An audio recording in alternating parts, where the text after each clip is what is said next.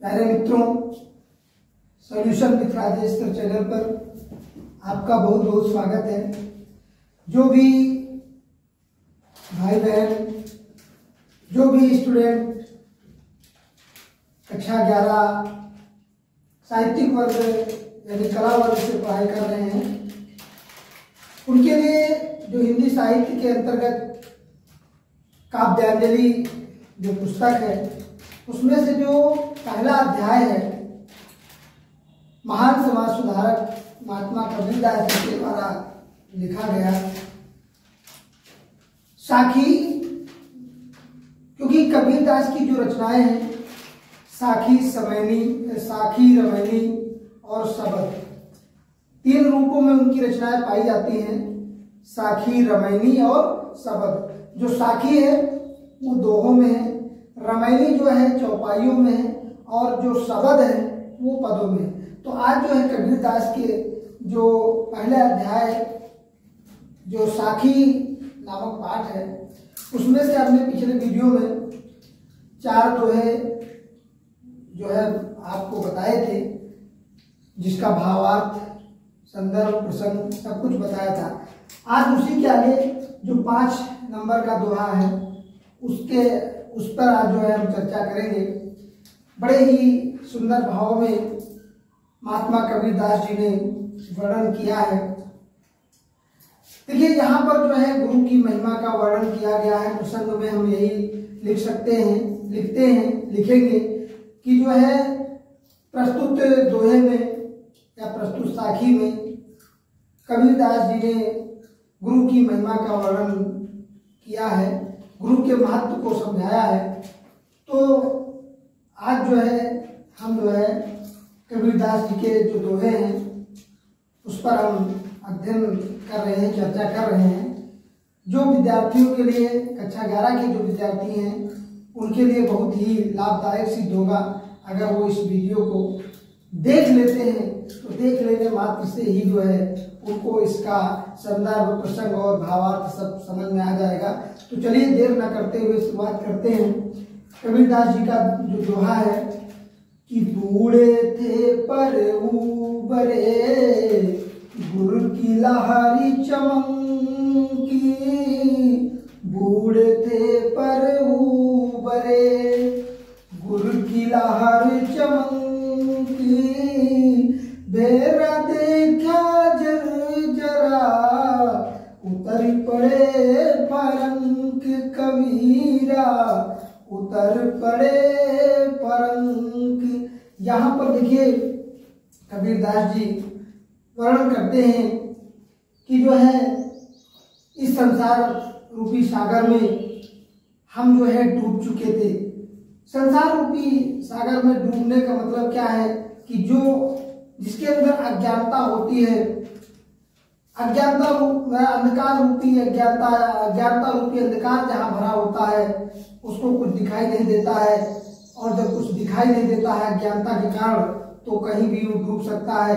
ये संसार जो है एक भवसागर है, और इस भवसागर में जिसको ज्ञान नहीं है वो जो है डूबता ही नजर आता है, डूबा ही हुआ है। और ज्ञान की प्राप्ति कब होगी? जब गुरु की कृपा होगी, गुरु की जब दया दृष्टि होगी, तभी ज्ञान की प्राप्ति होगी। तो यहाँ पर कबीरदास जी वर्णन करते हैं कि बूढ़े थे पर उबरे, बूढ़े थे पर उबरे, यानी कबीरदास जी कहते हैं कि हम तो डूब चुके थे इस संसार रूपी सागर में, इस भवसागर में हम डूब चुके थे, लेकिन उबरे माने बाहर आ गए, बाहर निकल आए। कब? जब गुरु की लहर चमक, यानी गुरु की कृपा हुई, गुरु की छाप पड़ी, गुरु की लहर हमारे ऊपर पड़ी, तो हम जो है डूब चुके थे। लेकिन गुरु की कृपा होते ही जो हम इस संसार सागर से बाहर हो गए, इस भवसागर से हम बाहर हो गए। बाहर कब हुए? जब गुरु की कृपा हुई और हमें ज्ञान की प्राप्ति हुई, तो है जो है इस संसार में डूबते डूबते हम बच गए, संसार रूपी सागर में। और क्या कहा कि भेरा देखा जरा, भेरा माने नाव। और जब ज्ञान की प्राप्ति हो गई, तो जैसे ही जो है इस संसार रूपी जो सागर है, और ये जो है यहाँ पर जो भेरा माने नाव, जैसे नाव को हमने देखा, जर्जर नाव को जैसे ही देखा हमने तो तुरंत ही जो है उस पर से कूद पड़े, बाहर हो गए। यानी कहने का मतलब है कि इस संसार में जो है जो अंधकार छाया हुआ है, माया मोह भरा हुआ है, और अंधकार यानी अंधविश्वास, धार्मिक अंधविश्वास, बाह्य आडंबर, इन सब से जो है मैं बाहर हो गया। कब? जब गुरु की कृपा हुई, गुरु की लहर पड़ी, तब जो है हम माया मोह से, धार्मिक अंधविश्वासों से, बाह्य आडंबरों से मैं जो है बाहर हो गया। चलिए आगे अगला दोहा है कि चिंता तो हरि नाम की, चिंता तो हरि नाम की, और न चिंता दास, जो कुछ चितवे राम बिन, सोई काल की पास। चिंता तो हरि नाम की और न चिंता दास, जो कुछ चितवे राम बिन, और सोई काल की पास। यहाँ पर महात्मा कबीरदास जी ने जो है बड़े ही सुंदर भाव में इस दोहे में समझाया, बतलाया कि गुरु मतलब जो है कबीरदास जी स्वयं कहते हैं कि मुझे तो चिंता केवल किसकी है, मुझे तो केवल चिंता हरि नाम की है, यानी हरि नाम की है, ईश्वर नाम स्मरण की है। यानी मुझे सिर्फ और सिर्फ चिंता किस चीज की है?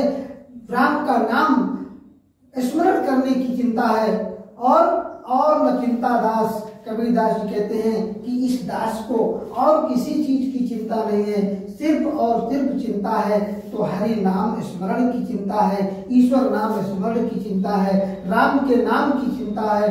और कबीरदास जी कहते हैं कि जो कुछ चितवे राम बिन, यानी जो कोई, कहने का मतलब यह है कि कबीरदास जी कहते हैं कि जो कोई भी, जो भी अगर राम के बिना कोई देखता है, कुछ सोचता है, तो सोई काल के पास, अर्थात वही जो है काल के पास होता है, अर्थात मृत्यु उसी के समीप होती है, उसी के निकट होती है।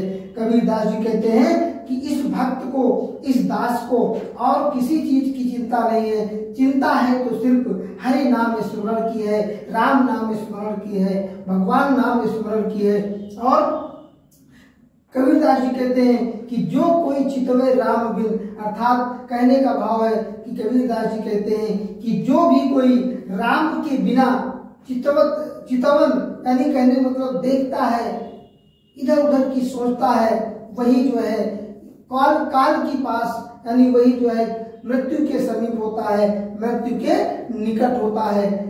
आगे कबीरदास जी लिखते हैं कि तू करता तू भया, और मुझ में रही न हूं, तू करता तू भया, और मुझ में रही न हूं, बारी फेरी बल गई, और जित देखूं तित तू। बड़ा ही सुंदर भाव दिया महान समाज सुधारक महात्मा कबीरदास जी ने कि तू करता तू भया। यानी कबीरदास जी कहते हैं कि ईश्वर का नाम स्मरण करते करते, ईश्वर का नाम, राम का नाम स्मरण करते करते मैं खुद राम में लीन हो गया, मैं खुद राम में लीन हो गया।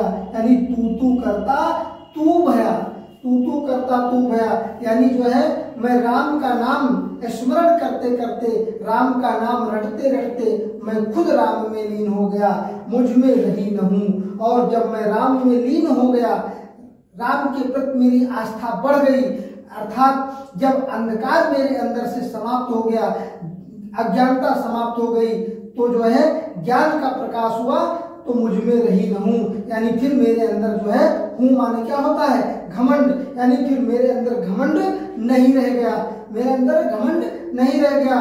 और बारी फेरी बल गई, जित देखूं तित तू। यानी बारी फेरी, बारी का मतलब क्या होता है? अवसर बदला, समय बदला, और समय बदला, परिवर्तन हुआ। और जब मेरे अंदर ज्ञान का प्रकाश हुआ, समय बदल गया, और जब ज्ञान का प्रकाश हुआ तो मुझे जो है जिस तरफ मैं देखता हूँ उस तरफ मुझे ईश्वर ही दिखाई देता है, तू ही दिखाई देता है। कबीरदास जी कहते हैं कि तू तू करता तू भया अब मुझ में रही न हूँ, तू तू करता तू भया और मुझ में रही न हूँ, बारी फेरी बल गई और जित देखूं तित तू। यानी मैं राम का नाम स्मरण करते करते मैं खुद राम में लीन हो गया, मैं खुद राम में लीन हो गया, राममय हो गया। और मुझ में जब मेरे अंदर ज्ञान का प्रकाश हो गया, अंधकार रूपी अज्ञानता यानी मेरे अंदर से समाप्त हो गई, तो मैं जो है मेरे अंदर यानी हूँ माने घमंड अहंकार, मेरे अंदर से अहंकार समाप्त हो गया, बारी फेरी बन गई और अवसर बदला, अवसर परिवर्तन हुआ और परिवर्तन हुआ, अवसर आया तो क्या हुआ, जित देखूं तित तू। और मैं जिधर ही देखता हूँ, जिधर ही मैं अपनी दृष्टि डालता हूँ, उधर हे राम मुझे तुम ही दिखाई देते हो, आप ही दिखाई देते हो। आगे कबीरदास जी अगले दोहे में लिखते हैं कि कबीर सूता क्या करे और काहे न देखे जागी, कबीर सूता क्या करे और काहे न देखे जागी, और जाके संग ते बिछुड़िया और ताही के संग लागी। बड़ा ही सुंदर भाव दिया यहाँ महान समाज सुधारक कबीरदास जी ने कि कबीर सूता क्या। कबीरदास जी वर्णन करते हैं इस संसार में जो भी जनमानस है सभी को चेताने का कार्य किया, जगाने का कार्य किया महान समाज सुधारक कबीरदास जी ने। और अपनी वाणी के द्वारा अपनी रचनाओं में अनेक प्रकार से उन्होंने प्रयास किया कि इस संसार के जो अज्ञान, इस संसार के जो लोग हैं, जो अज्ञानी लोग हैं, उनको जो है इन दोहों के माध्यम से भरसक प्रयास किया।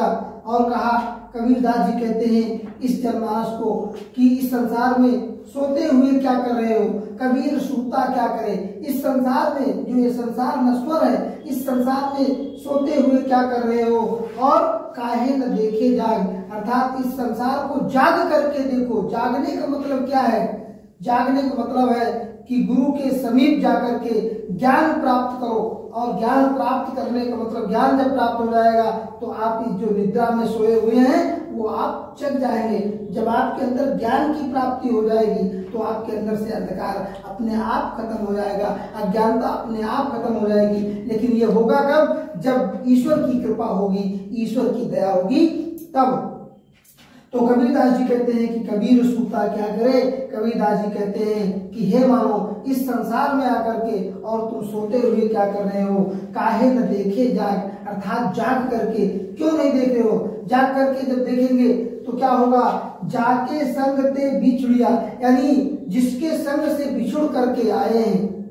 क्यों, क्योंकि जो आत्मा है, ये आत्मा एक परमात्मा का ही एक अंश है।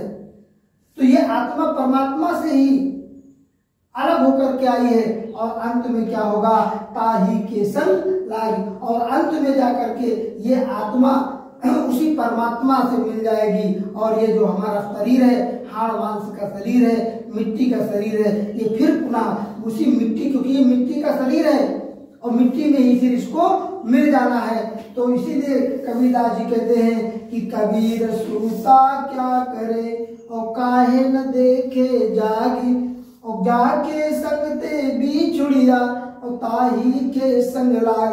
तो इस प्रकार से बड़े ही सुंदर भाव में महान समाज सुधारक कबीरदास जी ने अपने इन दोहों के माध्यम से समझाने का प्रयास किया।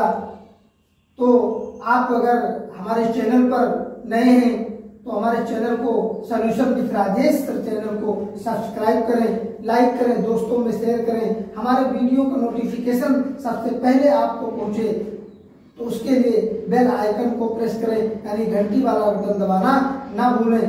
तब तक के लिए मिलते हैं अगले वीडियो में, तब तक के लिए नमस्कार।